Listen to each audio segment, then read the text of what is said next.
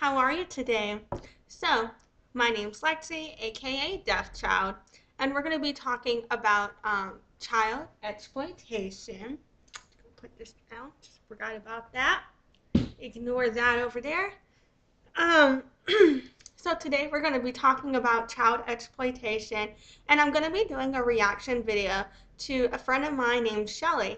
And Shelley's group on Facebook about child exploitation is actually how I really got into educating myself on understanding some of the history and social issues behind children being in TV and in marketing and in content in general. And a lot of that has happened within the last year that basically a lot of the education I got, if it didn't come from Shelley herself, came from sources given to me by Shelley. Um, and so, I'm really excited to look at her new video. I haven't seen it yet. We're going to watch it together. And I called this blind reaction because, I haven't seen, we're watching something I haven't seen yet. We're going to react to it. And I also got permission, and I think it technically qualifies as fair use. But when it's someone I just feel like there's no reason not to get some permission. But yeah, all right. I know I talk too much. But let's see here. Really, I kind of just wanted to talk about Shelley because I have a lot of respect for what she does. Um, and she also has, let me show you if I can. She's got like a website called AB Family Graphics. She does do tumblers. They are great. They are custom. So they're her own like designs and aesthetics based on basically things that everybody can relate to. So different elements regarding all of that. Um, and so yeah, I highly recommend if you ever need a customized tumbler or cup or anything like that, go to abfamilygraphics.com. It's linked in the description of this video. Um, and because, her work is cool, she does really cute stuff. And yeah, and I'm also really entertained that basically I'm going to be doing a reaction video to my friend's video. And what my friend does is reaction and commentary to other people's videos. So it's a reaction and commentary video about a reaction and commentary video. And that really reminded me of this like leaves of grass snippet. Let me show you.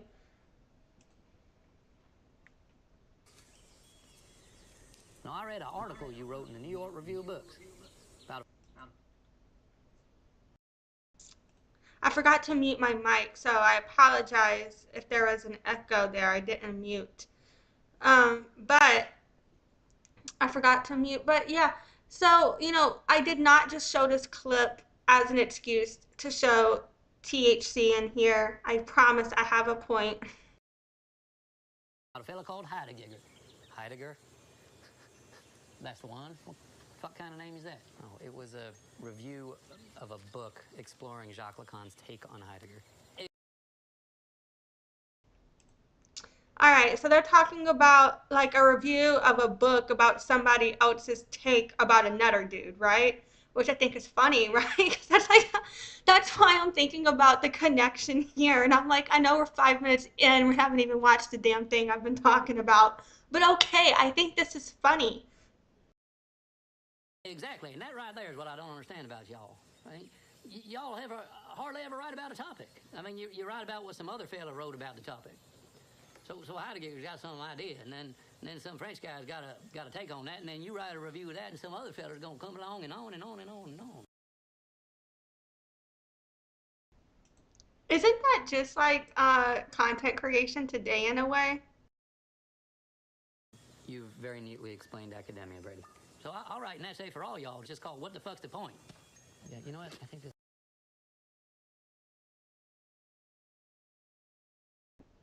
So yeah, I kind of wanted to show that because I just thought it was really funny and I thought it really aligns with content production today, particularly in the commentary and reaction space. It's like a different version of academia because it's more relatable to everybody. That's how it brings everybody together in a better way and in the spread of information and different takes. So I just thought that was like a really funny reference to what we're doing now. And so, yeah, I'm gonna roll my little intro thingy and then start getting to the damn thing. We're actually just gonna watch this bitch and see what happens. And I am so thrilled. I know, it took me long enough, but we're here now.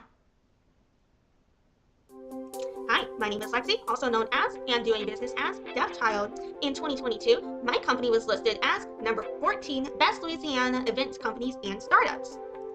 I have been doing business as Deaf Child since 2013. I have my Bachelor of Science in Music Industry Studies and Business Administration, and deafness runs in my family genetically. Speech is not fully accessible to me. And I've got about 50 certifications in marketing and sales that you can find at noladeafchild.com. Okay, so I'm gonna try to remember to mute myself. Um, And before we get started, a quick thing about captions. I do have my auto captioner up here. I know it can be often inaccurate.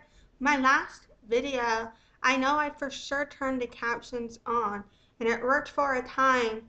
And now all of a sudden it says the auto captions are ineligible. So I'm really glad that I've been doing this double layer. But I can't remember now if I remember to turn the auto captions for Google onto this video. So if I forgot, that is my bad. Um, but yeah, all right. So I'm gonna mute. We're gonna get started. And now that we've seen my intro, let's check out Shelley's intro.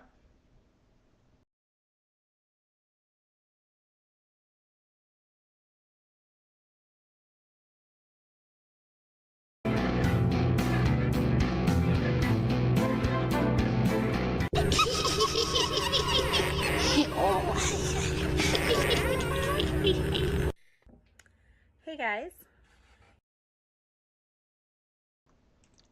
Okay, so the part where she's putting, I think where it says "Welcome to the Coven," I'm assuming that's a new subscriber to her channel, but that's an assumption. I don't know, but I think that's cute. That's new to her intro. I wasn't expecting that. I liked it. Okay. It's been a while. It has been a while. Took a little bit of a break from YouTube. I was gonna look a little bit more put together than this. I did dye my hair, if anyone saw my community tab. But I have these blemishes. I always point out the negatives. I've had people reach out to me and be like, don't point out everything negative. I can't help it. I'd rather me do it than a hater, you know? So here's me in my jammies on a Tuesday evening. I was going to react to another Daily Bumps video. I was going to do that. But this time I'm going to do a little bit of everything. I want to cover the Nickelodeon documentary. I want to talk about what Alicia Dougherty's been up to. I have not watched a thing of hers since her Christmas shopping video that I did. But I've been seeing like Cursed Eyes videos, Snarky Dish. Amy Robinson has done a couple videos. So I've been following through my fellow creators of what's going on with all of these mommy vloggers. So I'm going to give you... And so those are some of the people, and I linked their channels in the description that I've been following because of Shelley also. Um, and I thought about listing more people I've been following, but I looked and I was like, I'm following so many. Where do I begin to start? So I'm gonna just have to find a way to talk about them all as I keep making content. But yeah, no, like she's really great for sharing really good sources for where to learn about these types of things from. my thoughts and opinions and a little update on some of them. And so we're just going to get a little bit of everything. It's just going to be me talking. I know I've never made a video like this before. But yeah, we're just going to get a video out of the way because I want to be able to produce content for you guys. Mike works a lot. It's going to be very hard for him to do the video in the video thing. I'm still trying to learn how to do that. So yeah, you're gonna get a little bit of everything. I don't really know what my content's gonna be. Mommy vlogger stuff, my life vlogging stuff. I don't know. But I'm just gonna keep putting out content and hopefully you guys stick around. Alright. I'm never leaving you, Shelley. Is that weird to say? Was that weird? I'm saying it. So with the daily bumps, I took a look at some of their videos.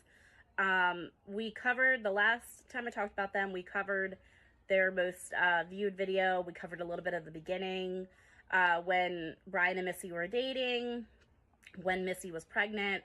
We covered a little bit of the stats and how many views she got before she had the baby, as soon as she had the baby, and after she had the baby. Brian and Missy are a vlogger family. So they have 4 kids. I went back just to verify. They apparently just had their 4th kid, and as of today, Tuesday, they had their 4th child, and they posted a vlog 3 hours ago. So they're very much an active family vlogging channel.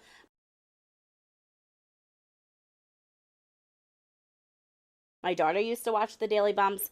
I remember watching parts of the videos and stuff with her.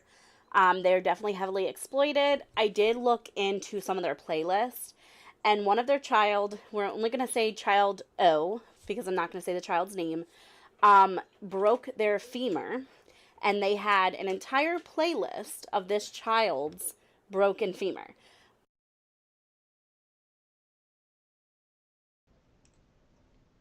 And that's one thing that I've really been like opening my eyes to is the medical exploitation. Like, okay, I understand. Like, what reason is there to share this entire journey of your child's, trauma? Because when I see stuff like that, like if it were my family or something, I would be like, put the damn fucking camera down. You know what the fuck I mean? Like, I'd be pretty pissed, honestly. But maybe they're so used to it, like, they don't realize that they should or could be pissed, if that makes sense. But yeah.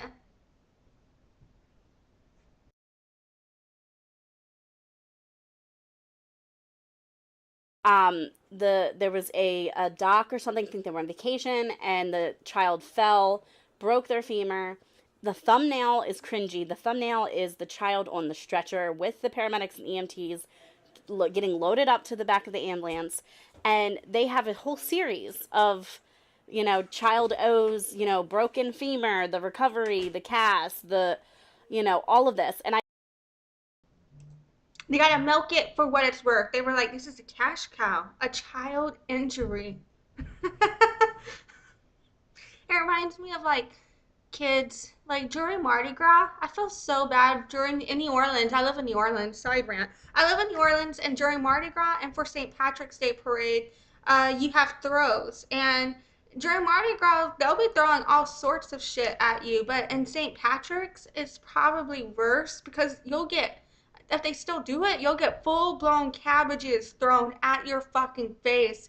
And the parents want throws, so they'll be throwing fucking cabbages at the audience, and the parents will be picking up the kid like it's Simba. And I'm like, yeah, let's get the kid hit in the fucking face with the cabbage. They're like using the cabbages are being thrown, and you're using your kid as a shield, but because they want the throws. But that's what this reminds me of. Because, like, if someone sees a cute kid, they'll be like, oh, here's some free shit, right? Because the kid's cute. But then your kid is just getting pelted with shit. So that's like, I've been thinking about that. That's what this reminds me of. I could only watch one video because it made me so upset to see that they are clickbaiting their child. They are using their child's medical issues and medical information to profit off of and make money from. And now they have a whole playlist. It's a whole series of this child's injury, step by step. And this child has this camera shoved in his face while he's sitting in a hospital bed. I can't imagine what that's like. Some of my kids, obviously, kids get hurt. It's not, the parents' fault. I'm not blaming the injury on the parents. Kids get injured. My kids have gotten injured. Whenever she said, I'm not blaming the injury on the kids or the parents or um, she said, I'm not blaming the injury on the parents. For some reason, that reminded me of the Jody interview with the police blaming the kids regarding the Ruby Franke 8 passenger scenario. And in general, I feel like so many other people have been making content about like these specific cases that I don't really want to do that in general. That's why I chose this video where I felt like it would be more of just a broad overview, like using people as example because it's real and I feel like that should be talked about, but not necessarily exploiting the trauma. Because when you're people talking about these cases, it's a hard at what point are you exploiting someone's trauma for awareness versus spreading information, value alignment kind of thing. And even that is a hard line to walk because even people, you can have a good intention with a video but still make a mistake with it. But yeah, I don't really know how I got there in my head, but I was just thinking of like, the way people use their kids as like as content, and no matter what it is, it'll be their kids' most personal and private moments or them in pain, and they're still filming it. It's like you should be able to choose whether or not your pain is filmed. And I get in some situations where people don't get to choose, but because if you don't if you don't ask for help, you're not going to get help, you know what I mean? So there are cases where you don't get to choose whether or not to hide your pain because you have to ask for help, right? But this isn't that scenario, you know what I mean? Like, why are they sharing that with us? So I don't know. Times before it happens, I've never once thought, let me film step by step for the world to see.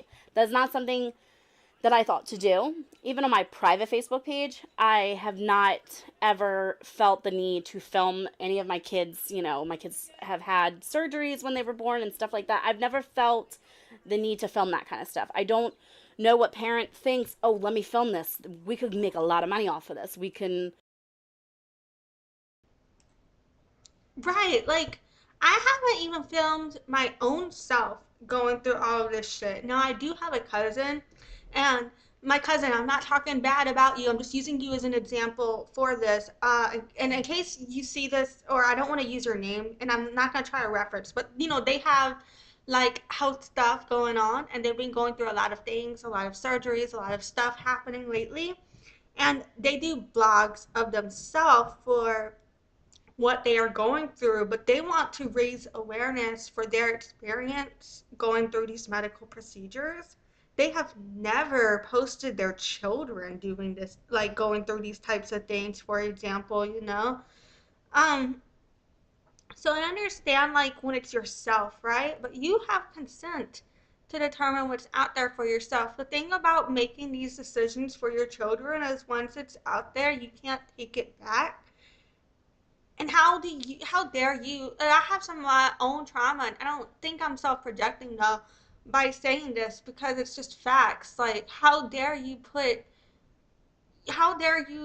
take away your child's consent and autonomy for what they get to choose other people know about them, for what they get to choose happens to them going forward, because this can impact them going forward. And you might be thinking, well, in this case, it's just a broken femur, but what about with the Dougherty dozen and Alicia Dougherty going through the child's entire fucking medical record? You know what I mean? I spaced out and I just now checked to make sure I wasn't muted because I've been talking, I'll go mute and then I'll check after and be like, oops. Leave it to me to turn a 34-minute video into a really fucking long one because we're only 5 minutes into this and I'm already like what? Let's see here. Like 20 minutes into this live? That's so funny. Okay, my bad. Clickbait the crap out of this, you know what I mean? So it really upsets me as a parent because this child doesn't know what it's like to have their image out there. They don't understand that. They can't comprehend or have the capacity for informed consent. So that really upset me. Even when my kids were little and they were injured, if it was just my husband taking them to the hospital, a picture would be snapped for me. But I have never thought that I had to show the public when my kids have been injured. And only, close family and friends ever get that information. So I just don't get it. I don't get the family vloggers. It upsets me because I think that social media has made it very easy for, parents to make money, which is great, but you always have to one up something, the latest trends, and it's become too normal to show your kids. I have had times in my life, because I don't show my kids, that people thought my kids didn't exist. People have thought my kids, No, this is actually true though, because I've seen people trying to troll her. They're like, "You're not even a mother," and she's like, "Are you fucking kidding me?" It's yeah. Tell me more about my own life. Just kidding. What are the lottery ticket numbers? I didn't have custody of all four of my children because I don't show them. And I'm like, wow, because I don't want to show the world my minor kids, because the world thinks they have a right to see my kids, because I'm on social media. They think, oh, there has to be something wrong. Shelley must not have custody of her kids. I actually really do like the way, you know what, I don't like the way I pause. Or, maybe. So she actually really does. It's okay. It's hard to pause somebody in a good face though. She actually does really do a good job of like incorporating her kids into her content. I think in a way about in regards to sharing her life without like doing anything that would in any way exploit them or take away their autonomy or even identify them if you didn't already know who her and they are. But in like one video, I can't remember the specifics or the vagueness, or it is vague. I'm telling a vague story because it was so long ago. But I remember in one video, it was like bloopers of her messing up, and her kids were laughing at her, and it was just really cute because you could hear her kids in the background basically making fun of her. But it was cute. It wasn't like um, but yeah. Shelley doesn't have children. She's making it up. And I think that is crazy that some people think they have that right to see my children because the world has made this a normal thing. It's normal to people nowadays to see, people's kids bra shopping and their first periods and talking about boys and boyfriends and dates and purity and the sex talk. And all of this is not normal to film. Okay, on this topic. Oh wait, hold on. Fuck. It is. Actually, I think that face is kind of cute. Okay, so in this topic, I've been thinking a lot about watching TV and movies, because there are certain, shows that I like. I actually am kind of interested in certain movies or shows that I've seen that would be aimed for perhaps teenagers, but I don't think it's appropriate for me to even watch. Like, I feel uncomfortable watching a lot of scenes in movies geared for a teenage audience where there's the sexual content is so extreme. It really reminds me of the first time I was exposed to that type of content, and I think that would probably be when I was young. It would be that movie 13, and if you know, you know. Um, but in that entire movie, there were very specific, explicit scenes in that movie, but that entire movie wasn't all of those scenes. You know what I mean? There's other things happening as well. I'll be like clicking through certain shows, giving it a whirl just to see. I said rural, WHIRL, L. But I tried. Fuck the caption. Sorry. Okay. I'll be like looking at shit, and then there will be so many of these scenes, And that's one thing, and I totally get the genre, but then I'll be looking at it's supposed to be, geared towards either, if it's high school, I kind of get it because I do know people in high school that really did do a lot of these things. So, whatever, it's representation of those types of people. But sometimes it'll be middle schoolers or, a younger audience. And it's just like, or it's freshmen. It's not even juniors and seniors, It's like, it's just the way it's shown, I feel. Maybe I just had a completely different experience than other people in regards to that. Like, but even I think I lost my virginity too young. But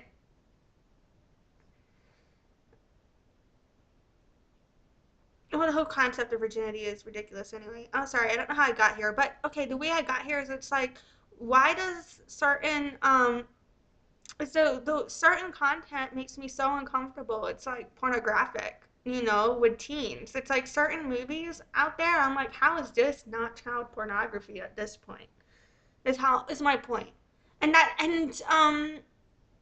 think I've been noticing this type of for at least a decade now. I feel like I've been noticing a height in like uh or at least maybe I just didn't because before, maybe, you know what? Maybe this content has always existed and it ties to the fact that, like, I didn't always have time to watch it or something before, or I wasn't in a space to watch it. But, yeah, like, I just feel like I am seeing a height in the content I'm exposed to that I feel could basically borderline on child pornography, and it's supposed to be a movie or a TV show. And it makes me uncomfortable because I feel uncomfortable watching kids too young doing certain things. And it's just like, I don't think I'm that much of a prude where I'm 30 years old. I don't need to be skipping sex scenes, but I don't want to be watching what are supposed to be 14 or 15-year-olds have sex. Like, I think that's fucking weird.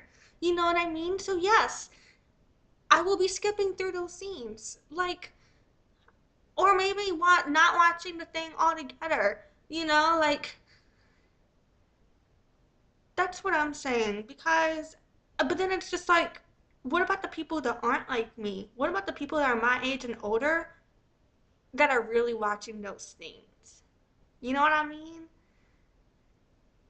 I don't know. Okay, I know that took me on a way longer tangent than I meant to go on, and I apologize, but I just feel like, oh, hey, Shelley. Oh, hi. I just noticed your comment. Um, Thank you so much. I was really in my head. I apologize for how long I just rambled because no, your comment about purity and sex talk really got me thinking about the amount of sex, which I mean, I think I like sex, but the amount of child fucking sex, that I've been seeing online, and on Netflix and Hulu and shit, it kind of makes me uncomfortable. But in TVs, shows and stuff. But no, I thank you so much for the encouragement because watching you do your thing, watching Cursed Eye, and seeing the way y'all put together content, actually motivated me to decide to just make content for YouTube and test going live because before I never really made content for YouTube.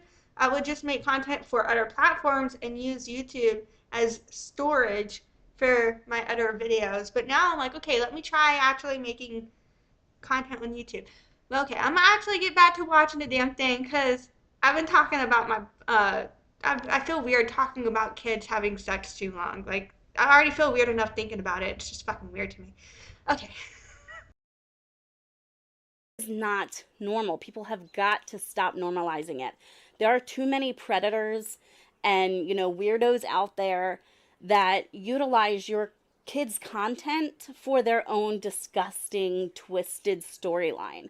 Even like when you have your kids, which I'm sure parents are proud. Like, so I've had my daughter in dance before. I'm sure that there are parents that have girls and daughters in cheerleading and in gymnastics that want to show the competitions and show their little girls in these outfits and stuff. And to us parents, us normal parents, we don't think anything weird about a child in their gymnastics uniform. We don't think that's weird. That's normal. But to a predator that wants to turn it into something can legally watch this footage of these girls in their gymnastics uniforms or in their cheerleading outfits or their dance costumes.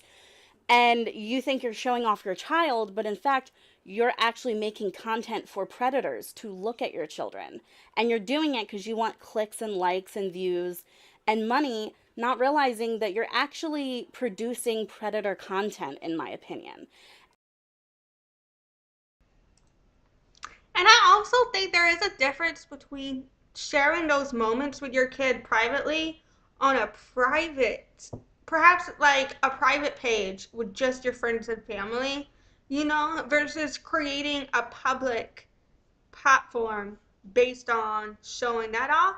That's where it can be problematic. And then there is also like a line where, okay, well, what if you have a Simone Biles situation?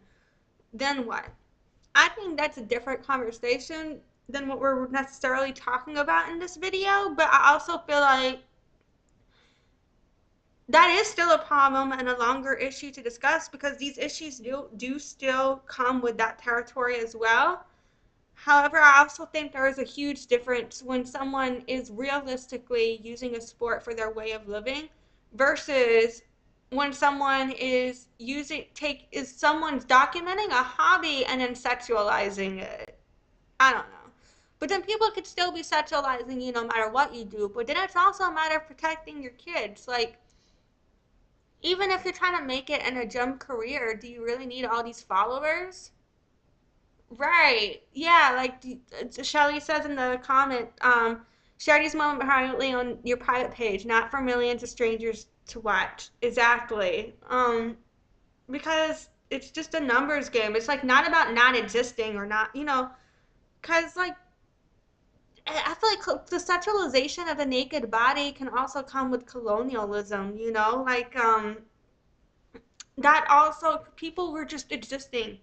And the sexualization of the naked body also comes with how like white people came and treated native people when they were here, um and so I think there's also a huge difference between when you are sexualizing yourself, or like for example you are doing a boudoir photo shoot, versus when you are just existing. For example, you're literally at the fucking pool, you're just trying to swim, dude.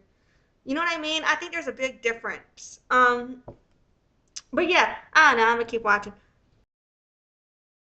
And I don't think any amount of money in the world is worth sharing your kids up on a silver platter to predators. It's just not. So that's my opinion.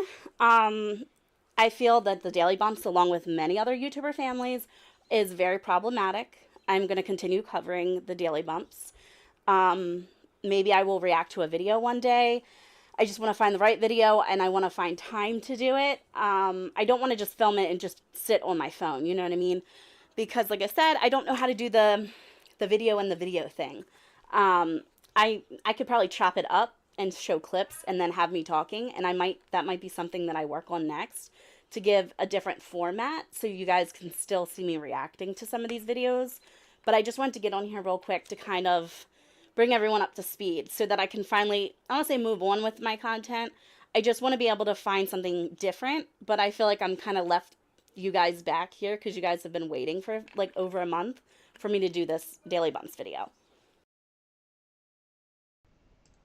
Yeah, my grandma moves faster than you. She's dead. I'm just kidding. Well, I'm not kidding about her being dead. Love you, grandmother.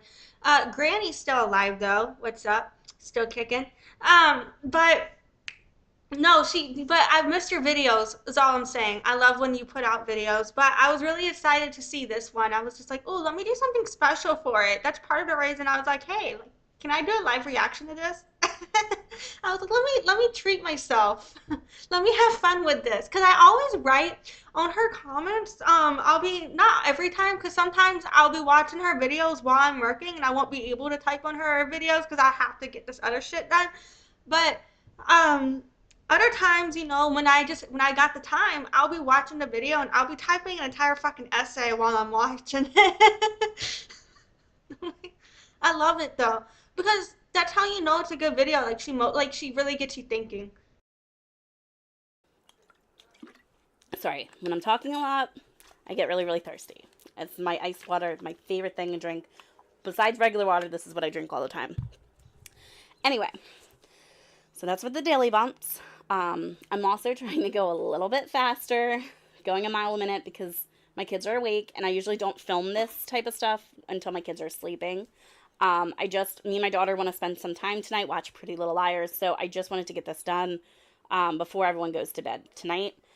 So I'm just thankful. I didn't ask my kids to be quiet. This is just around the time frame when they're watching their shows with headphones in and stuff.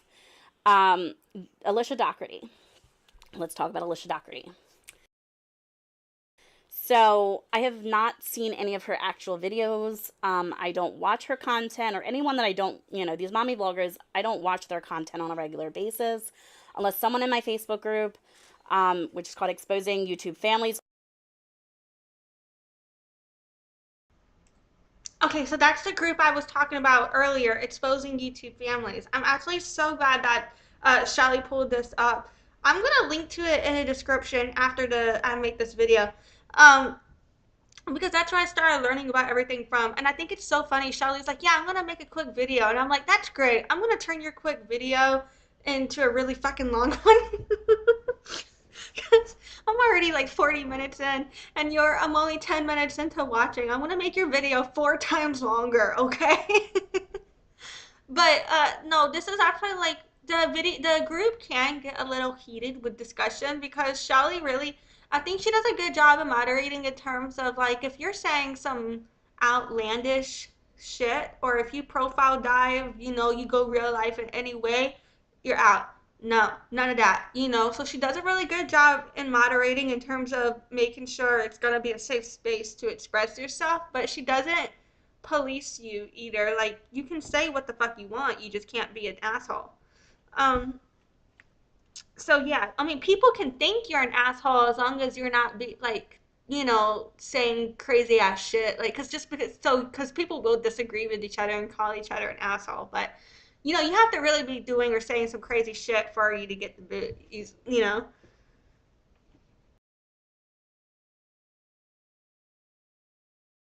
Unless someone reaches out to me and says, you have to see Alicia doing this, or guess, what the Daily Bumps did today, I don't seek their content, and I don't watch their content on a daily, weekly, or even monthly basis. The last video I actually watched of Alicia's was her shopping for Christmas. So with Christi, I will link her channel below. Go subscribe to her. She's amazing, awesome. Snarky Bish, Amy Robinson, I will link these ladies below. I've been kind of living through their content and keeping up with what's been going on. Alicia, Okay, yeah. So I also follow all of those creators too because of Shelley, and I also like every time any of them and Shelley, like anytime they put out a new video, I have a private queue on my playlist, and I just add it. I watch all of them. I'll be commenting all of them. Every time deafness is mentioned, I'm always like, "Hey, I'm deaf."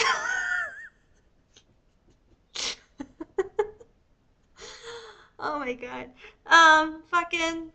But no, the great content. The Alicia Dougherty is actually kind of how I got into finding the Exposing YouTube Family group because it was renamed. It was renamed, but it was initially named after another group that was specifically only about Alicia Dougherty. And to make fun of that group, it was named after that group, which was named after Alicia. But then, because the group isn't only about her, we do talk about her, but it's not only about her. It was renamed to be about family vlogging in general, um, because that was only ever a joke. But yeah, that's how I found it, and I was watching because I was watching the food I found Alicia Dougherty kept coming up in my For You page. And I'm not one to make fun of what people like to eat or somebody's cooking because I can't cook for shit. I mean, I can obviously eat, but I can be I don't want to call myself a picky eater because it's not that I don't dislike a lot of food. I can be a picky eater. I guess I'm weird with food, but fucking this, yeah, no, that's so watching, but there are specific things that Alicia Dougherty does in the kitchen that can be very gross. And I'm not trying to make fun of anybody for cooking, but it's really related to cross contamination, um, and using the same knife for several different types of sandwiches. You know, certain things like that that really just kind of grossed me out. That I was just like, holy shit. And so from looking in at that, that's how I found the group, and we're here now. Okay, let's keep going. I'm sorry. One time, and all these videos are on Kursai's page, she went shopping for razors, and she said that she had a foster child, which we all know. I'm not even going to say their initial. We all know the foster child, who was in a kinship, who's no longer living in the Dougherty home. Um, Apparently, she said, I had a child who's no longer with us in this house anymore. I had to lock up these razors. And another thought that I was just having was, fucking, you know what? That thought just slipped my mind. I'm gonna, sorry. I asked my kids to keep their razors in their room. We actually used to have to lock them all up as part of a foster care contract for one of our previous kiddos that doesn't. You know what? I just remember. So, I found Shelley from and the exposing YouTube family group from being kind of like from because I have a background in food and fine dining and craft cocktails and coffee and all of that from just my service industry experience getting through life, getting to this point. Um, and so from all the cross contamination really threw me off given that background and that training from you don't do that type of perspective, you know? So from all of that, like I thought it was just surface level, like stuff that could be um, gross. I wouldn't film it, but I didn't realize how bad it was. I was just thought it was maybe a little bit shit talking worthy. I didn't realize it was really bad. But after watching the other content creators and all of the evidence that they have with a lot of the things that she has done, um, and it goes, you know, there's just a lot of allegations. I was about to start listing it, but I don't want to list these things without compiling proof of the things that I'm talking about as I show it. Um, but yeah, like she does a lot of fucked up shit. So go watch those videos though, because they, you know what, I'm gonna just say it. So she does videos about fucking, you know, she's oversharing here about potential self-harm or implied self-harm issues among one of her kids, regards to the need to hide the razors, or perhaps violence, but it seems more like a self-harm issue. Um, but yeah, you know, things like that. um she's oversharing. She overshares the medical history for the she had twins, you know, who were black. She had another kid, obviously white, that was the same age. She called them the Oreo triplets, and I'm an actual twin. And for her to be trying to make them identify as triplets, like, what the fuck? I can't imagine that aspect of it with your identity issues as you're processing who you are in these age, on top of the racism that they're experiencing.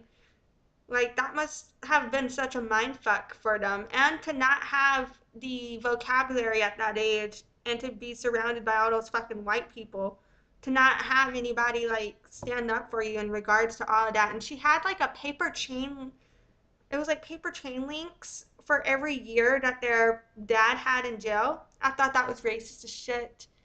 And I don't know if it's appropriate for me to say all that because, like, look at me. But, um, yeah, these are thoughts that I had, you know? Like, I couldn't help but notice them. I've seen her do lives where she lists every single fucking medical diagnosis her kids have. She's done lives where she shows her she shows every single medicine she's giving her kids, you know? Like, just like all of these things of beyond oversharing, talking about her kids' incontinence, talking about um, the kid that left, talking about that kid's in detail, I think, too much in detail about that kid's cycle, things like that. There's just like a lot of things fucked up. I'm gonna keep watching this damn thing. We're gonna be here all fucking day. We already are. But hey, um, yeah. Doesn't live with us anymore. Once she left, we like stopped locking our trimmers up. I would have left you too. Fuck you, bitch. Insinuating that this child, you know, had an issue with razors and self-harm. I don't want to talk too much about it. Chris, I did an amazing video. I think that's, in my opinion, Alicia was disgusting for bringing that up. She was in the wrong 100% for bringing that up. There was no reason that she had to bring up. I'm going to have to stop and start this because my kid's being awake. Alicia was in the wrong. There's no reason that she had to throw shade at her the child that was in her care. I think that's, in my opinion, disgusting. There's no reason for it. You're an adult. Stop throwing shade at a minor. Stop throwing shade because somebody decided that they didn't want to be in your care anymore. You're supposed to be there to help kids. To, you know, especially with like the kinship care kids, they weren't always expected, I assume, to be permanent placed there. That started out as a temporary thing. So a child changed their mind and had the right to change their mind. And I feel that Alicia Dougherty, in my opinion, is taking her anger out on this child because this child didn't want all the, she thought she could buy all of, you know, the things in life for these two kids. And one child was not buying her act at all. That's in my opinion.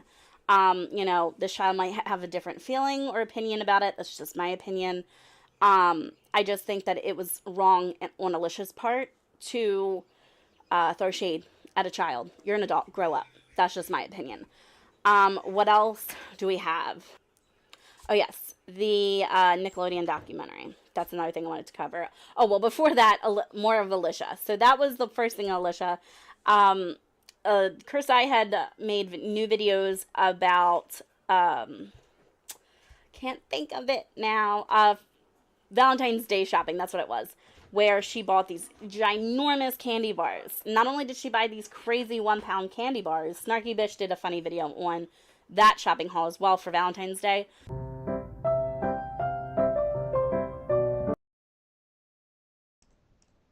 Okay, you know what fucks me up in the head even more about how she trolls? I think she's just, I don't know if she's just trolling the audience or if she lets the kids actually eat this shit or does both. She trolls the audience and overfeeds her kids all of this shit, or she just uses this shit for content and just wastes it. But the locks on the fridges fucks me up. Like, how is that teaching your kid a healthy relationship? I'm sorry, in no situation is that healthy. And I don't know if it's appropriate of me to compare Alicia Dougherty to Ruby Franke, but it does remind me of how, about a year ago, all I really knew of Ruby Franke was her denying her kid food. Because I forgot the age, but let's say her kid was like 6 years old. I think it was 6 years or so. Because her like 6-year-old kid or so forgot to pack their lunch, and the mom refused to come give her kid any food. That's what it reminded me of with the locks on the fridges and stuff. And obviously these kids, because you can see them in the videos, they do not look malnourished. They do look well fed. Regardless of if I agree with what they're being fed, they do look like they are eating. So I don't think it's necessarily appropriate for me to necessarily compare her to Ruby Franke, but I will say that she does remind me of Ruby Franke. And I know that sounds like it's the same, but I don't mean that in the same way, but I just mean the situation. I mean, this situation reminds me of a Ruby Franke situation, but I'm not sure if she's as bad as Ruby Franke. Should I be comparing people's traumas like this? I don't know where I'm going. I apologize. I thought I had a point, and now I'm not sure if that was a good point. Okay, I'm gonna keep watching.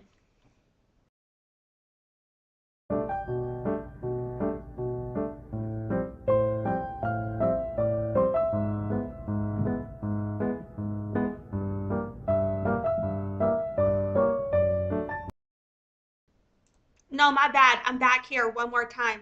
How the fuck do you go from giving your kids all of this candy and the little mini fridges to having locks? It doesn't feel like she's teaching them a healthy relationship with food, coming from someone who does not have a healthy relationship with food.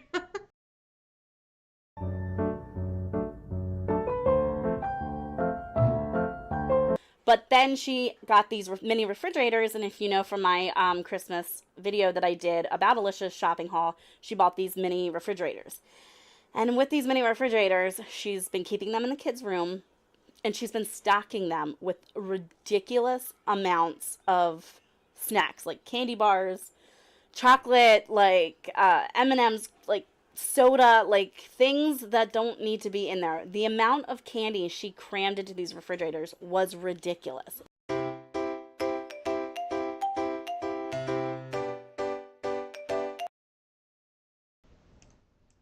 Quick question though, do you guys think that the chocolate candy bars are potentially bigger than me?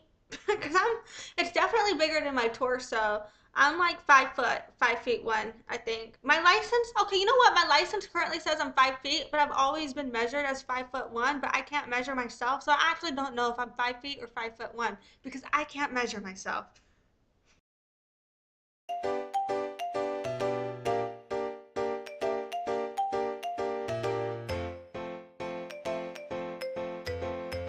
Like crazy.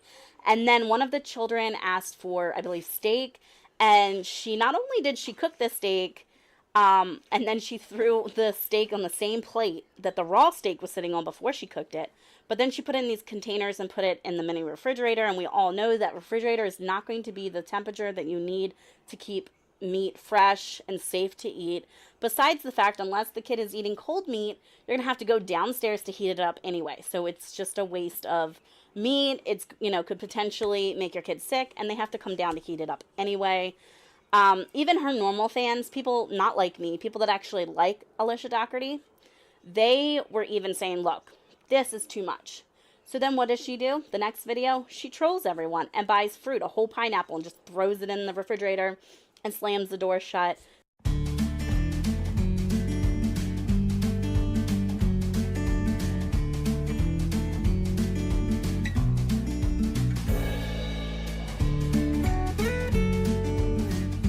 Clearly, she's trolling very, very hard. So Alicia is in her trolling phase, her trolling arc of life.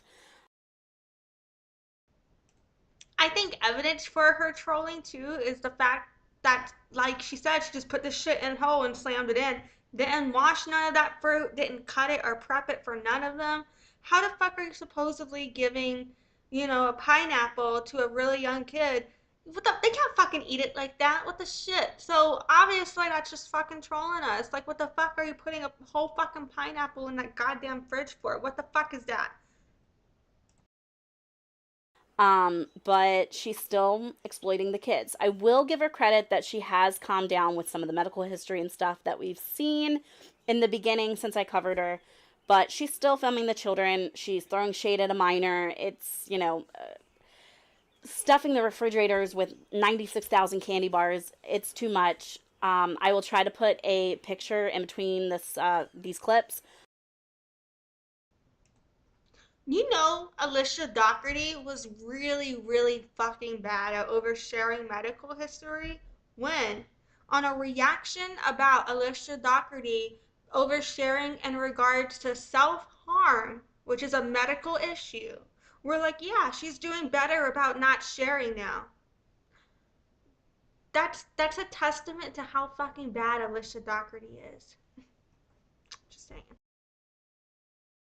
To show you what the mini refrigerators look like, in case y'all haven't seen it, definitely go check out Cursed Eye's video about it. She does a video showing all the refrigerator stocking.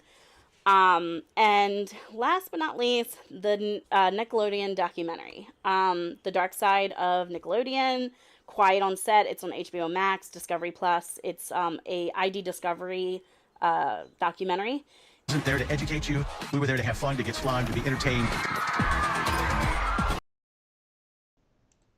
I'm gonna be really honest. I haven't been able to bring myself to watch the documentary yet because I get too triggered. I have been watching every commentary I see on it, but I haven't brought myself to watch the whole thing yet because I can't put myself in that mindset right now. And this is when Dan Schneider arrives, Nickelodeon's golden boy. He created these shows that were hugely successful for them. No one had ever really done sketch comedy starring kids for kids. He launched the careers of child actors who became major stars. For 20 years, he shaped children's entertainment and culture. But that marked one of the darkest chapters.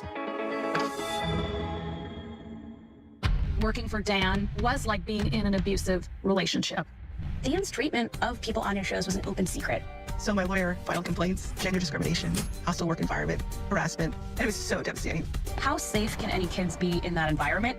There would be even bigger problems down the line with actual pedophiles on set.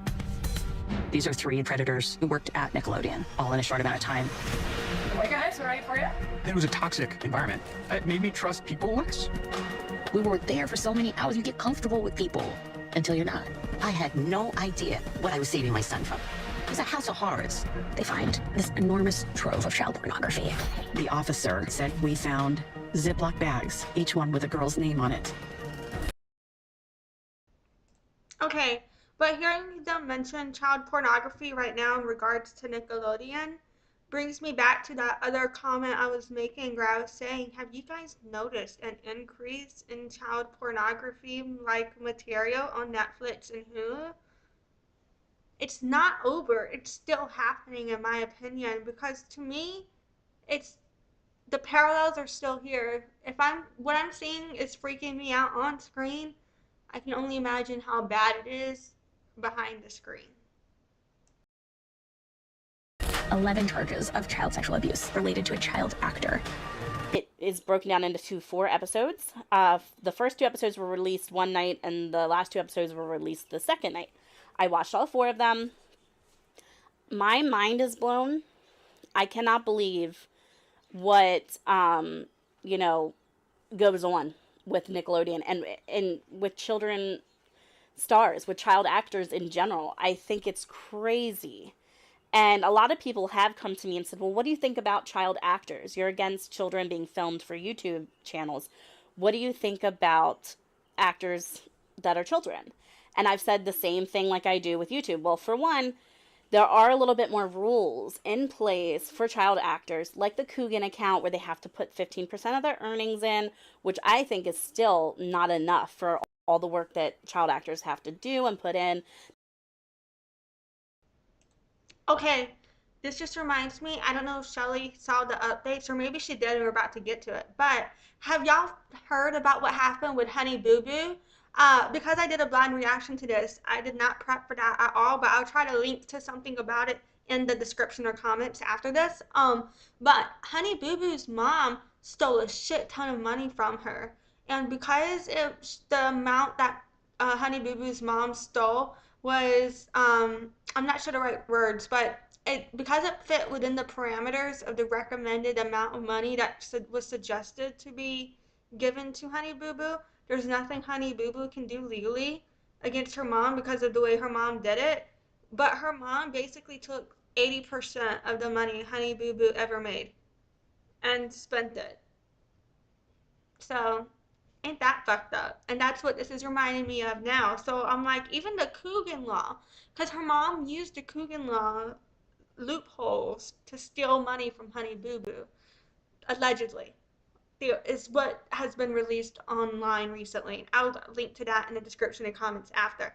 And so, yeah, and that shit is just blowing my mind. It's so fucked. Of course, there's loopholes in everything, though.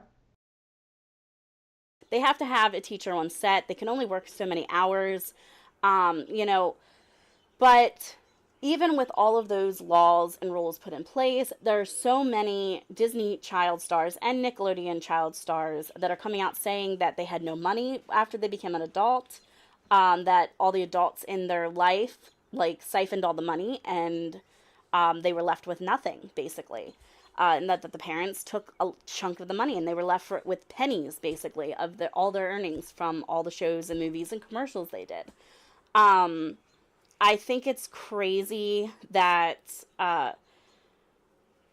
there were 3 known predators walking amongst Nickelodeon. My heart goes out to Drake Bell.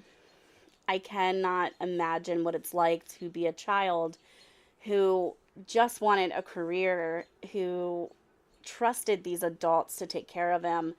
And someone like Brian Peck, in my opinion, is a predator. And that is just my opinion, and I'm sure it's the opinion of many of other people. I cannot believe when they were talking about how Drake went into court to face this man. There were so many celebrities for this Brian guy. It disgusts me. There are so many actors now that I don't want to support because there's a child who's coming to you and saying, this man did this, this, and this to me. He had detailed accounts and dates and times of everything that happened. And then there was a chunk of actors who sided with him. And I understand that some of them are now coming out saying, well, we didn't know the whole story and everything. It's just, if a child comes to you and says this is happening, don't second guess it. Listen to the child. All of this is really hitting home for me with my own personal experiences, and it's also like, I know we're talking about Nickelodeon, but in the music industry, there's a very common culture as well. And I know we're seeing that with, for example, the Diddy situation happening right now legally, and everything coming out surrounded within that entire community. And it also is making me think of my own experience within the New Orleans music community and my own family. Um, and, you know, it's interesting to me how the entertainment industry is literally a reflection of our society in general. Because if these celebrities, even if they're children, even if these child celebrities still can't be validated, still can't get heard, it's, to me, must be, it's even harder for kids without that celebrity status, you know? So if a celebrity can't even get their story out, it's like, what can any other child do? You know, it just shines light to me. There's an even greater issue we're not seeing on the people who have no voice. Like the people, how many of us now, you know, we've been assaulted in our childhood, but we have no way to tell our stories. We have no documentation. We have no proof. So as awful as these things are, there is some, the way that there is a documentation about it and evidence surrounding these things in some way where the truth can now come out about these issues in a way is also bringing me some comfort, because in my case the truth has not come out yet. So that's, you know, in a situation where you can't tell your own truth, to see other people get their truth told, um a relief is the wrong word, but it gives you a sense of hope that one day you might get your truth told, you know? So as hard as that must be, it's a difficult situation. And then I've heard different situations about Josh Peck and Drake Bell and whether or not they supported other people, and then there's been different conversations about, okay, well, if they were abused, was it okay for them to either support or participate in the abuse of others? And I think that's an entirely different conversation. But what I will say is I absolutely understand why some people refuse to support either of them. You know, I get that because of certain things that have come out. I can totally understand why some people are like, well, that doesn't excuse shit. Listen to what they are saying. It was a very sad documentary. With Dan Schneider, and again, in my opinion, just my opinion allegedly, I feel that he's also a predator because of the content that he put in his shows, the way he treated his female staff, wanting back rubs and emailing his staff and, you know, saying, you know, scream slut out loud, I'm a slut, and this, the humiliation and the embarrassment that he put his female staff through is disgusting. And there's no reason to treat anyone like that. When you are a boss and you're in charge of people, a man or a woman, there's no reason to treat them like that. But I definitely have a million opinions that I don't think I'm going to be able to like get it all organized here. So maybe there'll be a part 2 with more of my feelings about this documentary.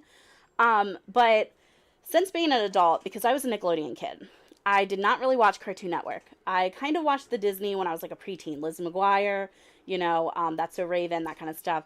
But I was a Nickelodeon kid. I liked the Rugrats, you know, Ren and Stimpy, all that, Kenan and Kel, The Amanda Show. Like, I watched all of that in the 90s. I'm 32. I was born in 91. I grew up watching 90s Nickelodeon. And now as an adult, me and my husband... Oh, I should put into context. I'm 30. I was born in 93. So I'm 2 years younger than Shelley, but I do feel like we grew up on a lot of the same childhood shows and stuff like that, because all of those things were also part of my childhood. And my cousins are 2 years older than me, so you know, because I'm a twin. My cousins are twins who are 2 years older than me. So as 4 twins, you know, we'd be double trouble. We'd be like, yeah, twins run in my family. But that's what that reminded me of. I was just like, I feel like it reminds me of talking to my cousins back in the day and watching kids and watching SpongeBob and everything. Yeah. Have been watching some of our old 90s Nickelodeon shows with our children, who are all like preteens, and you know, between like the ages of 10 and 13. So like they're all like, you know, into some of these shows. And so we watched Rocko's Modern Life, which is one of my favorite shows. Is my husband's favorite show as a kid. And the fact that Rocko was a sex phone operator. Oh baby, oh baby, oh baby. Rocko? Mrs. Bighead? Well, Spunky.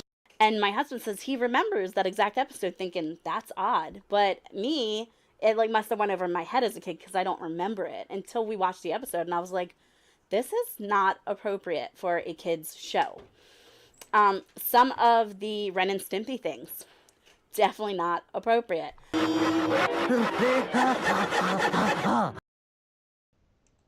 This is reminding me of like certain Tom and Jerry scenes that you can find. I said scenes.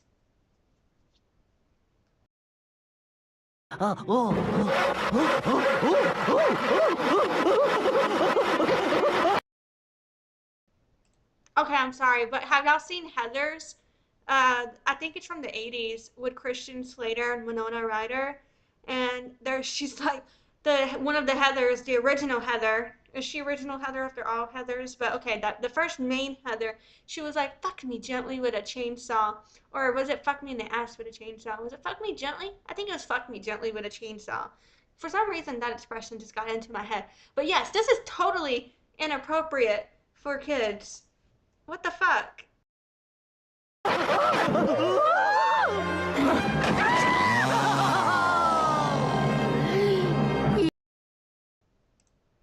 They did the finish. Oh my god.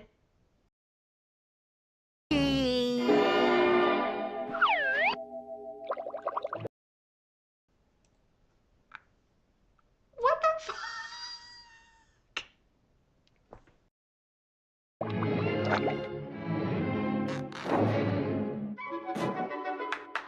Sponge. A kid's show is joking about a strap-on. Is that like an idea for like a vibrator and a strap-on put together? That's an extremely disturbing thought for this context of this video. I regret saying that or having this idea, but you can't take it back. Can't take it back. That's what came in my head. I said it. My apologies.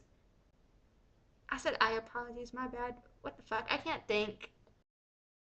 SpongeBob with I believe it was Mr. Krabs and somebody else going on to a panty raid.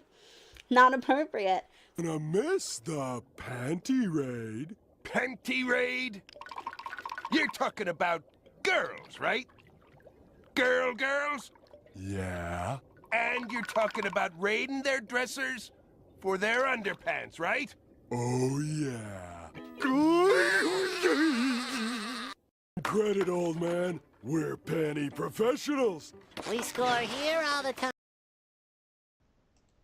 I had totally forgot about this episode, but watching them climb into Sandy's treehouse, I said climb. That reminded me. Holy.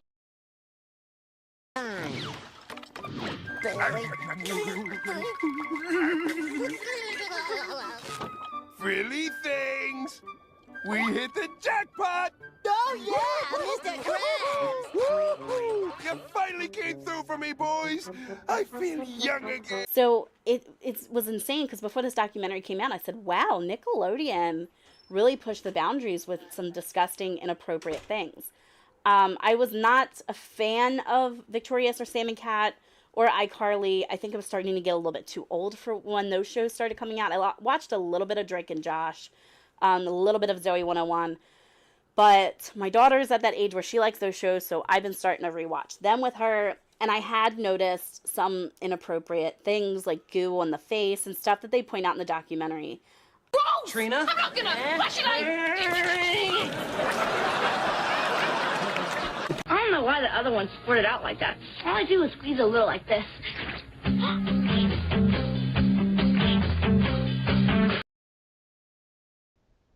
You cannot convince me that this is not fetish material. Like, this is definitely fetish material. Like, this reminds me of one time the dishwasher at, when I was a barista at this one place, like, years ago, the dishwasher had asked me for pics of my feet.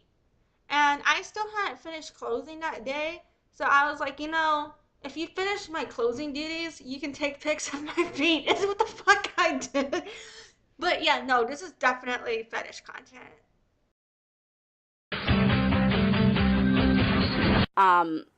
Just because there were these predators that had been caught at Nickelodeon, in my opinion, allegedly, that doesn't mean that there's not more predators walking amongst these networks. And people like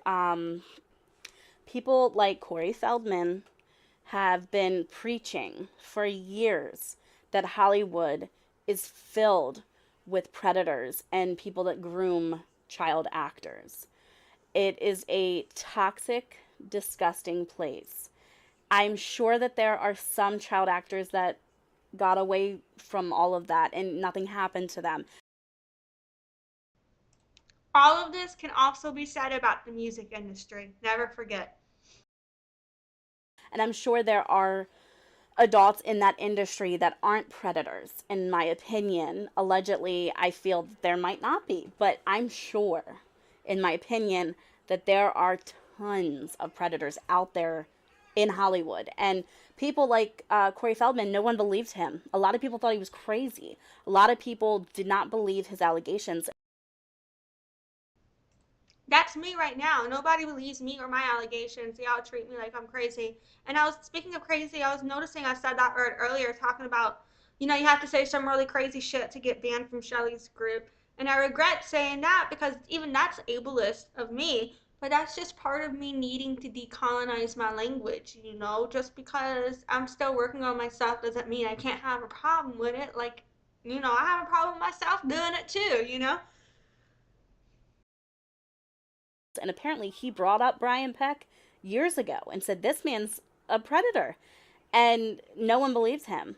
It's, you know, streamed and the message gets out very clearly because these monsters need to be stopped. They need to be stopped. And a guy like Brian Peck has been doing this for decades and it's been reported widely many, many times. It's crazy how much kids get hurt and how the adults that are there to protect them are either not doing their job correctly, like Drake Bell's mom. In my opinion, I feel that when his dad said, don't let Brian get near Drake, and the fact that she let this man take Drake alone and let him sleep at his house when the father said, look, whatever you do, do not let this man be near him alone. It's like you did the opposite. It's like you didn't care about your child. In my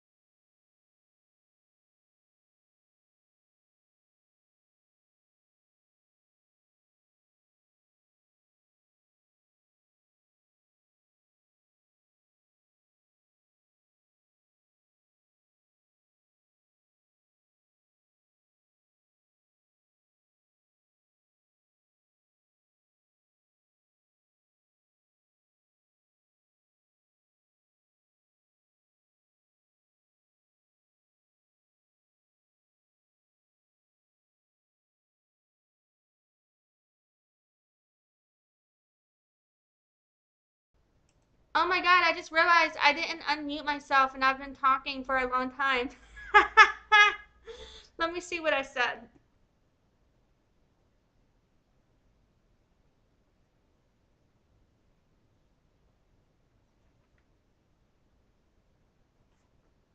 Okay, so from right here, I froze the screen. You can read.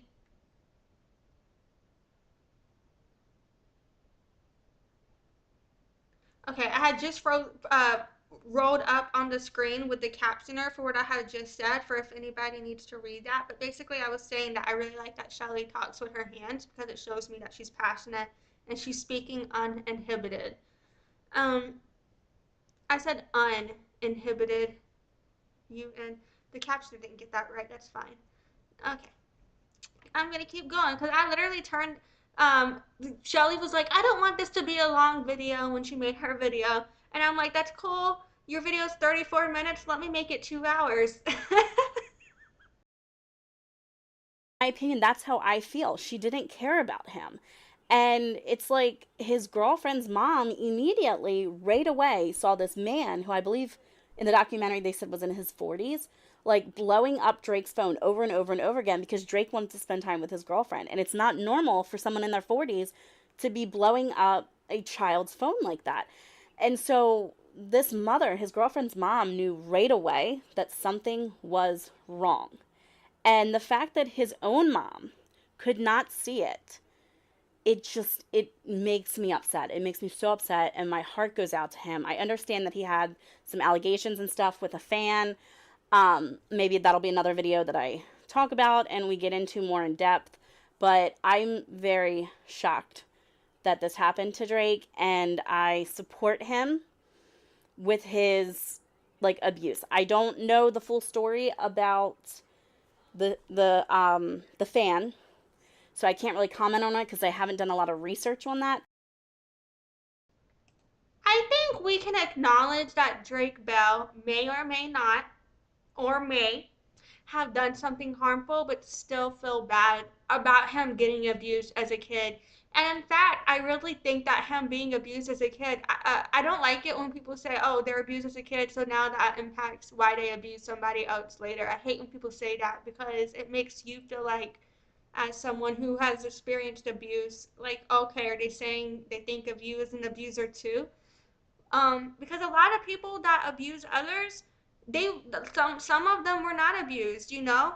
But at the same time, like a lot of people that do abuse others, that's how they learn to abuse others. It was normalized to them. It was the environment they were raised in to where that was what, they will then repeat those behaviors. And I find that happens in a state of denial for me because, for example, like my sister and everything, her whole thing is to deny when abuse happens and to pretend like it's not happening. And you can be speaking out about abuse that is happening and she will gaslight you.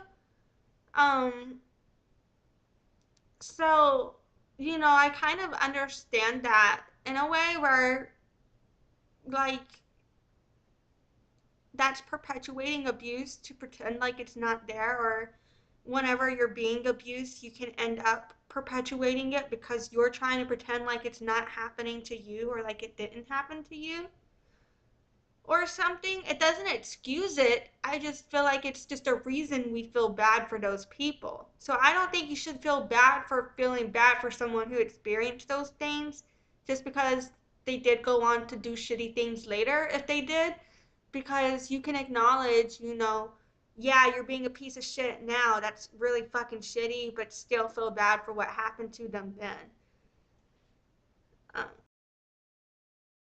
To formulate my own opinion. But I had no idea. I mean, no one knew. No one knew the magnitude of what happened to him. And I think a lot of events in his life leading up to this documentary explains a lot. Like, some of his alcohol abuse, and I believe he's had other things happen in his life, car accident or something. But it definitely explains a lot in his career, in my opinion. That's how I feel.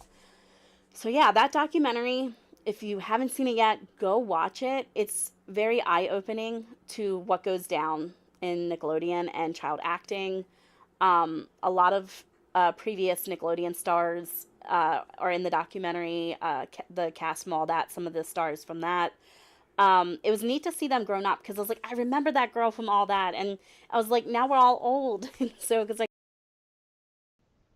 Okay, I just had another thought about Drake Bell's mom. That's a kind of delayed thought because we're on to something else now. But I was thinking about how Drake Bell's mom was like letting this all happen and not taking him out of the scenario. Maybe she didn't want to believe it could be that bad or want to be process that reality. You know, maybe she was thinking, oh, you're just paranoid. Like I have seen that where people really did believe that. Like they weren't trying to be dismissive. They just couldn't understand a reality in which that was the case. Um, and so even though their intention was not to be dismissive, that was the end result. But it does make me wonder if his mom was like my mom, because with my mom, it wasn't that she didn't know better or didn't realize, it was that she was part of the problem. So I also wondered that too, to be honest. I grew up with these kids on these shows. But yeah, it's definitely very eye-opening. I don't want my kids to ever be child actors. I don't want that for them. I always wanted to, at first when I was a kid, I wanted to be a singer, you know, Britney Spears and stuff, and that obviously didn't pan out. But like kids dream that, and some of these kids became child actors. They got their dream, and at what cost? What cost did they, you know, get their dream? It's very sad. So yeah, I hope that this video is great. I know it's not my normal video. It's like, I want to say like a rant, so to speak, just my opinions. I really love this video. I love all your content that you do, you know. And I think it's really cool to see the evolution of the content production like over time. Um, but no, I think this is a great video. Just hearing you uninhibited, just like, what do you think? You know, I love it. I think it was a great video. I'm very proud of my house for being as calm as they have been. I've had to stop it a few times. Um, Today, if nobody knows, it's been out there on the internet. Honestly, though, if the kids are too quiet in a house, isn't that when you know something is wrong? Sorry. Everywhere. The Francis Scott Key Bridge collapsed today in Baltimore, and I live in Baltimore, for those that don't know. Overnight in Baltimore, Maryland, a portion of the Francis Scott Key Bridge has collapsed. You see what happened down into the harbor. That large boat collided with the bridge around 1:30 this morning. That just sent the span rippling down into those freezing waters below. Authorities are trying to rescue at least 7 people who were doing overnight work on the bridge. They're believed to have been tossed into the waves. Fire crews say several vehicles hit the water, including one the size of a tractor trailer. Hoping people were able to get out of their vehicles when they got into the water. Divers have been dispatched into the water for what is now being called a dire mass casualty incident. I live a few minutes away from that bridge. We drive over that bridge all the time. The last time I think we drove over that bridge was during Christmas to see Christmas lights. So it's crazy. I had my mom message me at 3 a.m. like, you know, asking if my husband Mike was home, because he doesn't normally drive over that bridge for work, but his job has like what they call a satellite office. So it's kind of like a little small half office in, you know, in the area. And so, like, with him being, like, in more of a supervisory management position, sometimes he will go to this little satellite office, and if he does have to go to that satellite office, he will have to drive over that bridge. Luckily, yesterday, he was just at the regular office, so he did not have to drive over that bridge. But I did read that there were several cars on that bridge. A ship that was transporting stuff hit the, I don't even know how to explain it, the little, like, what is that thingy, the, you know, the cement thing in the ground that holds the bridge up. I'm not sure of the correct word, but I think it's like a pillar or some shit. But yeah, that's so sad. and the power went out, and it hit it, and part of the bridge just completely collapsed with a few cars on the bridge, and there were construction workers on the bridge, I believe, and they've recovered, I want to say, one person or two people, and they're still looking for the rest. So just please keep those families in your thoughts and prayers. I never knew that a bridge would be so sentimental to Baltimore. I've had so many people, since I live in Baltimore, all of my friends on my Facebook are from Baltimore, and they live in Baltimore, so I've had nothing but my news feed blowing up. Sorry, my son is on a phone call with his friend, so you might be battling this sound. I never knew, like, because my news feed was blowing up so much with this whole story about this bridge thing, I never knew. Actually, y'all, Shelley is lying. That is not her son. That is a ghost. Yep, that's a ghost communicating. There is a ghost in Shelley's house. She has no kids. Those are ghosts. This is the others over here. She's Nicole Kidman. I'm sorry. So many people cared about, like, a bridge. Do you know what I mean? Like, it's crazy. And, like, everyone in Baltimore has come together to give supplies to the first responders, like water and food and granola bars. And I think it's amazing, and that Baltimore's coming together to help people. So a lot of people, Baltimore gets their flack. They get a lot of hate for the crime and stuff. But when it matters, Baltimore comes together, and that's amazing. So please keep those families in your thoughts and prayers. I will work on another video. Hopefully, I will start learning how to do a picture in the picture or chop up footage and get it in between my clips so you guys can see it.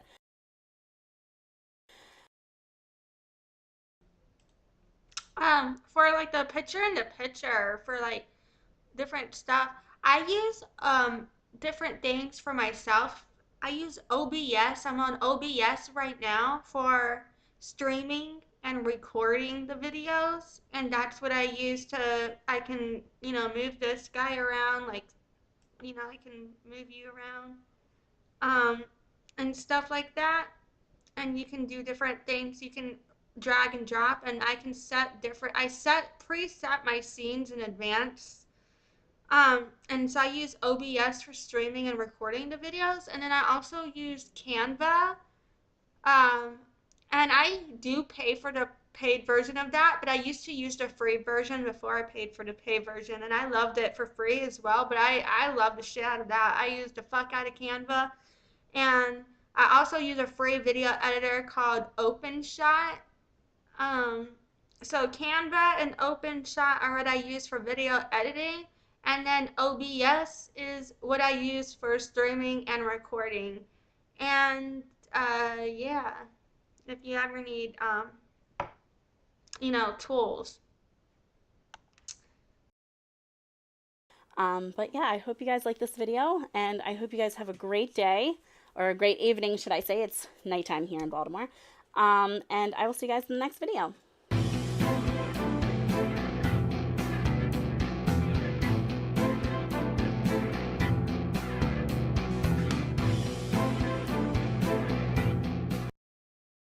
Okay,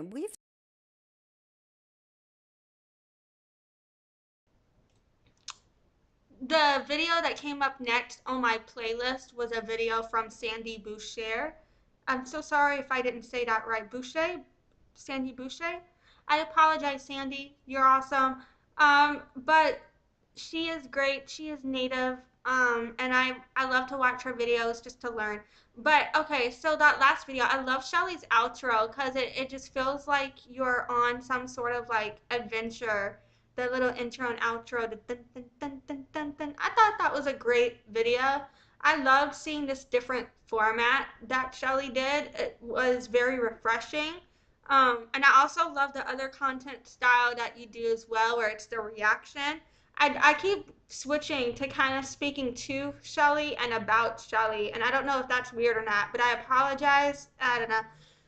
But I love Shelley's videos. I love Shelley's group. Even if I come into conflict with people in the group, I still think it's a great space to explore your own philosophy about how you see these social issues.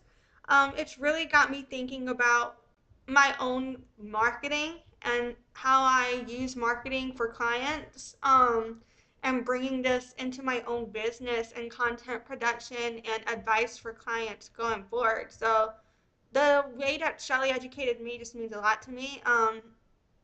And yeah, it's got me thinking about child exploitation. I fucking love it. Well, I don't love child exploitation, but I do love thinking about social issues. Um, and just working on ourselves, you know? So yeah, I'm gonna end the video finally. Finally, I shut the fuck up. Silence is golden, duct tape is silver. I'm going to go for like a little outro thingy now because that helps me not cut myself off because there's a delay from the stream from this, and so the outro helps with that. If you're still sticking around when the outro music plays, that shit can be pretty loud, so be prepared to adjust your volume. So yeah, it means so much to me that you guys watched today. I hope you have a great day, and thank you for your time. It's the end of the video. The end of the road is here. You can sign up for my loyalty program at noahdeafchild.com/loyalty. And you get points for showing up to these lives. You get points just for being here that you can then redeem for discounts on my store. So think about that. I've been having some problems with cutting myself off before I meant to end the live. So I'm going to play a little promo reel just to make sure, you know, I'd rather have this playing at the end than accidentally keep cutting myself off again. So hopefully this strategy will prevent me from cutting myself off from now on. So, and this is what I'll probably do from now on. Anywho, I appreciate you so much for being here. Thank you for your time today, and I hope you have a great day.